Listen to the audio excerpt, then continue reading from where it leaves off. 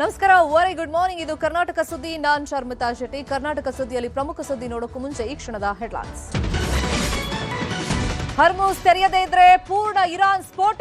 ಮತ್ತೆ ಗುಡುಗಿದ ಅಮೆರಿಕ ಅಧ್ಯಕ್ಷ. Iran Israel ನಡುವೆ ನಿಲ್ಲದ ಯುದ್ಧ. ರೈತರ ಮೇಲೆ ಕೊಲ್ಲಿ ಯುದ್ಧದ ಎಫೆಕ್ಟ್. ತರಕಾರಿ ಬೆಲೆಗಳು ಕುಸಿತದಿಂದ ಭಾರೀ ನಷ್ಟ. ಪ್ರವಾಸೋದ್ಯಮ ಕ್ಷೇತ್ರಕ್ಕೂ ಪೆಟ್ಟು ಕೊಡ್ತಾ ಇದೆ ಸಮರ. ಬಾಗಲಕೋಟೆಯಲ್ಲಿ ಇಂದು ಜಮೀರ್ ಮತಬೇಟೆ. ದಾವಣಗೆರೆಯಲ್ಲಿ ಸಿಎಂ ಕ್ಯಾಂಪೇನ್. ಉಪಸಮರ ಗೆಲ್ಲಲು ವಿಜೇಂದ್ರ ರಣತಂತ್ರ.